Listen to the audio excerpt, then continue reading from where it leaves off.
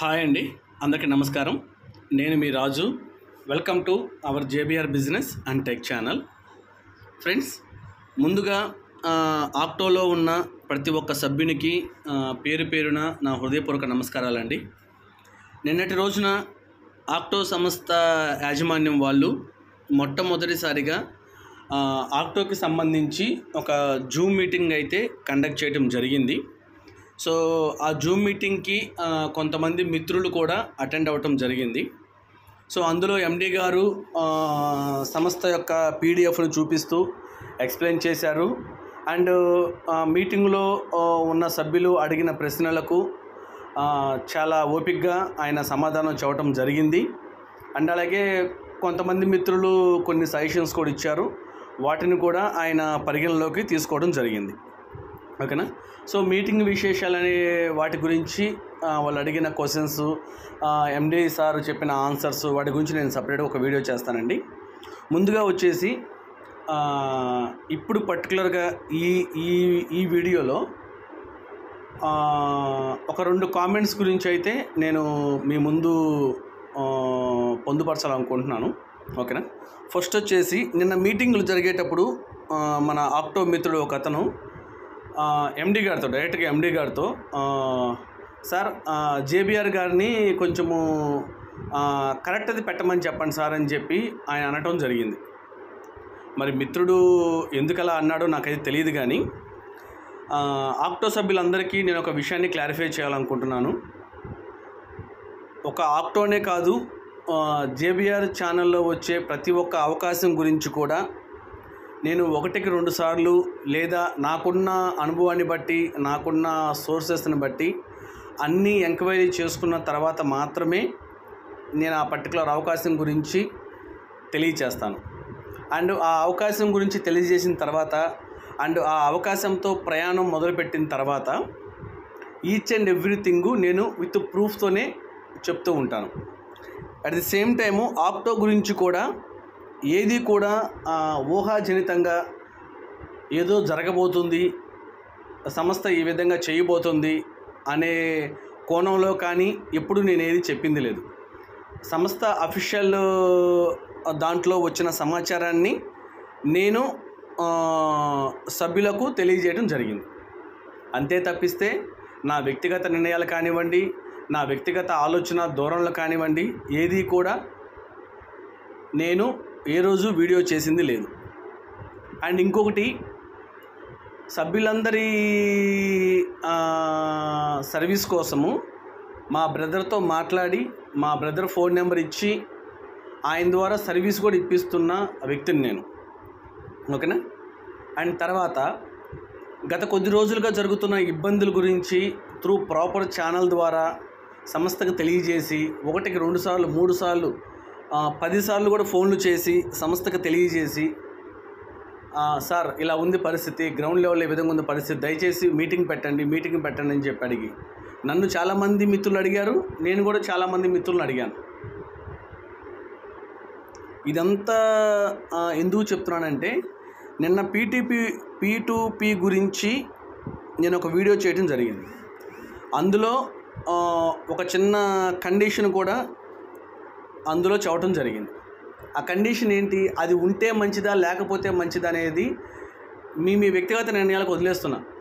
ఎవరైతే ప్రాపర్గా ఆలోచిస్తారో, సంస్థ గురించి కానివ్వండి, సంస్థ భవిష్యత్తు గురించి కానివ్వండి, సంస్థ భవిష్యత్తు బాగుంటే మన భవిష్యత్తు బాగుంటుందన్న ధోరణిలో ఎవరైతే ఆలోచిస్తారో వాళ్ళందరూ కూడా ఆ కండిషన్ ఉంటే బాగుంటుందా, ఉండకపోతే బాగుంటుందా అనేది కొంచెం డెప్త్గా వాళ్ళు ఆలోచిస్తే వాళ్ళకే అర్థమైద్ది నిజమేంటో, ఏది మంచిదో ఏది చెడ్డదో అనేది. ఓకేనా. అండ్ నేను ఆ కండిషన్ చెప్పేటప్పుడు కూడా 1-2 సార్లు నా స్పాన్సర్తో మాట్లాడి, నాకు తెలిసిన ఒక సార్తో మాట్లాడి, మా బ్రదర్తో మాట్లాడి, మా బ్రదరు అక్కడున్న అఫీషియల్గా ఒక సార్తో మాట్లాడి తెలుసుకున్న తర్వాతే నేను ఆ కండిషన్ చెప్పడం జరిగింది. సో నిన్న మీటింగ్లో ఎండి సారు ఆ కండిషన్ లేదని చెప్పుండొచ్చు, నేను కాదన్ను. ఓకేనా. అది సంస్థ అధినేత ఇష్టము. ఓకేనా. కానీ ఆ కండిషన్ అనేది నేను వ్యక్తిగతంగా చెప్పింది కాదు, ఆల్రెడీ 1-2 సార్లు తెలుసుకొని చెప్పిన విషయం అది. ఓకేనా. అండ్ తర్వాత మై డియర్ బ్రదర్, నేను మీకే చెప్తున్నాను, నేను ఏది కూడా నా వ్యక్తిగతంగా నా ఊహాజనితంగా నేను ఏది చెప్పను, చేయను. ఓకేనా? అండ్ తర్వాత ఇంకొక కామెంటు, నిన్న P2P గురించి చెప్పినప్పుడు ఈ బ్రదరు పక్క బోగస్ కంపెనీ అంట.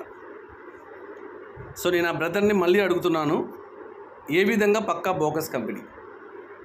ఏ విధంగా పక్కా బోగస్ కంపెనీ? ఆక్టోలో ఉన్న ప్రతి ఒక్క సభ్యుని అడగండి, ప్రతి ఒక్క సభ్యుని పేరును అడగండి, ఏ విధంగా బోగస్ కంపెనీ? ఇప్పుడు ఆక్టో సంస్థ వాళ్ళు PDF రిలీజ్ చేశారు. PDF అడుగు భాగంలో కంపెనీకి సంబంధించిన పత్రాలను చూపించారు కదా. కంపెనీకి సంబంధించిన పత్రాలు బ్రదర్ చూస్తున్నావా? నీకే చూపిస్తున్నా. ఆక్టో వాళ్ళు రిలీజ్ చేసిన అఫీషియల్ PDF ఫైల్లో కంపెనీకి సంబంధించిన పత్రాలు ఉన్నాయి కదా. ఆక్టో ఏమన్నా రిజిస్టర్ కాని కంపెనీయా?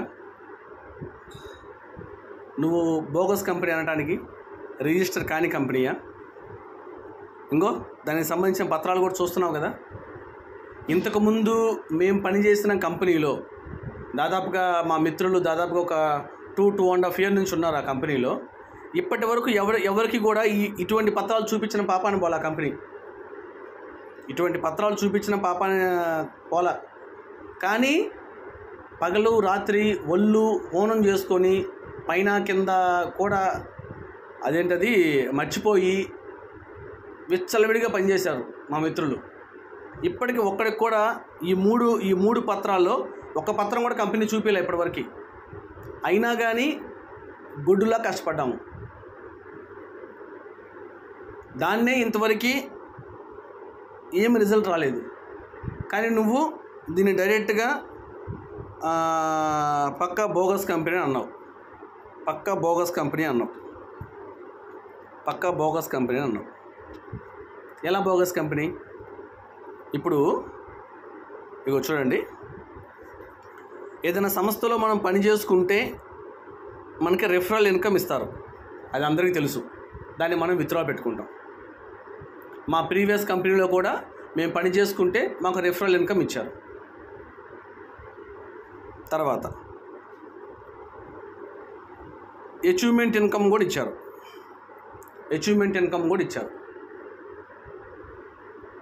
తర్వాత అఫీషియల్గా అంటే మేము పని చేసుకుంటే మేము పెట్టిన 500 మాకు ఎప్పుడో వచ్చేసింది.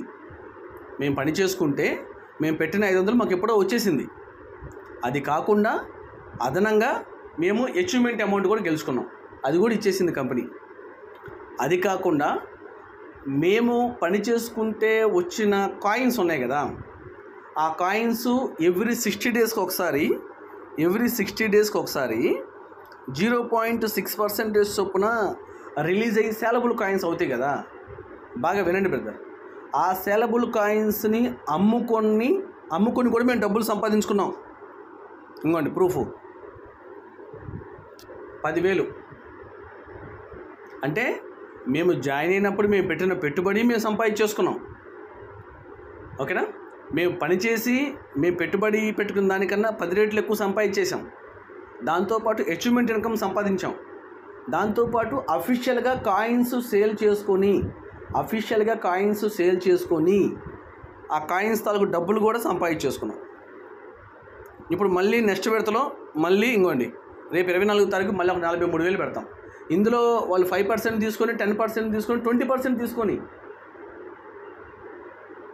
నాకు 30,000 వస్తుంది కదా. ఇది అఫీషియల్గా నా కాయిన్స్ నేను అమ్ముకొని నేను సంపాదించుకున్న డబ్బు. మా పాత కంపెనీలో ఇప్పటి వరకు కొన్ని లక్షల కాయిన్లు ఆడ బ్లాక్ అయిపోయింది. దాని గురించి అడిగే దమ్ము ధైర్యం ఎవరికి లేదు. ఎందుకు ఇట్లా అయింది ఏందని అడిగే ధైర్యం ఒకరికి లేదు. నువ్వు డైరెక్ట్గా బోగస్ కంపెనీ అంటావా? ఏదైనా అనే ముందు 1-2 సార్లు తెలుసుకొని అప్పుడు అను. ఆక్టోలో ఉన్న సభ్యుల్లో చాలామందికి ఇప్పుడు నాకు తెలిసి నిన్న MD గారు అనౌన్స్ చేశారు, సుమారు 20K ఉన్నారంట. ఈ 20Kలో 80% ఆఫ్ పీపుల్కి వాళ్ళు పెట్టిన డబ్బు వాళ్ళకి వచ్చేసి ఉంటుంది. అది రిఫరల్ అమౌంట్ రూపంలో రానివ్వండి, అచీవ్మెంట్ అమౌంట్ రూపంలో రానివ్వండి, లేదంటే కాయిన్స్ సేల్ చేసుకొని ఫస్ట్ విడతలో కాయిన్స్ సేల్ చేసుకొని వాళ్ళు సంపాదించుకునే అమౌంట్ కానివ్వండి, 80% ఆఫ్ పీపుల్కి వాళ్ళు పెట్టిన అమౌంట్ వాళ్ళకి వచ్చేస్తుంటుంది. Remaining 20% of people 60 days complete కాక వెయిట్ చేస్తున్నారు అంతే. వాళ్ళు 60 days అయిపోగానే వాళ్ళకి వచ్చిన కాయిన్స్ వాళ్ళు సేల్ పెట్టుకుంటారు. అఫీషియల్గా కాయిన్ సేల్ జరుగుతుంది, ఎవరి డబ్బులు వాళ్ళు తీసుకుంటుంటే నువ్వు బోగస్ కంపెనీ అంటావా? ఇదేనా నీ సంస్కారం?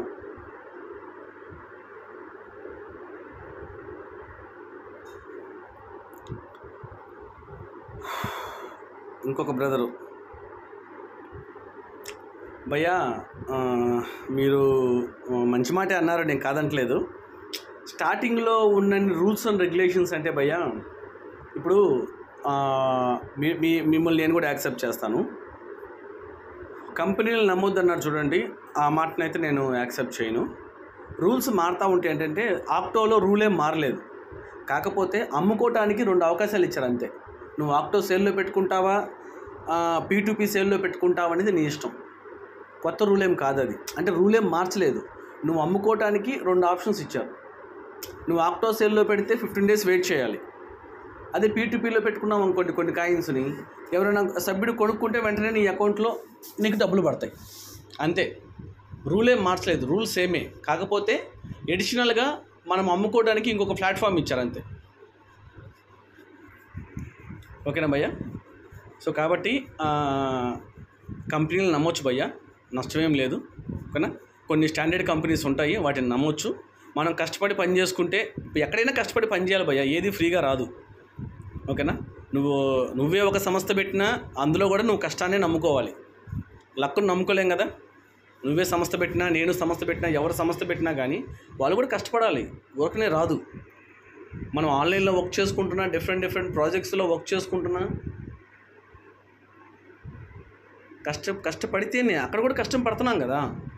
ఖాళీగా ఏదో 500 ఉంది కదా అని చెప్పి అకౌంట్ వేసి కూర్చొని వేస్తే మనకి డబ్బులు రావు కదా. ఓకేనా? ఒకవేళ అవి రావాలన్నా కానీ 1 సంవత్సరం పాటు వెయిట్ చేయాలి. కాబట్టి ప్రతి చోట కష్టం ఉంటుంది భయ్యా, నేను కాదంటలేదు. ఓకేనా? మై డియర్ ఫ్రెండ్స్, నేను మళ్ళీ చెప్పేది ఏంటంటే,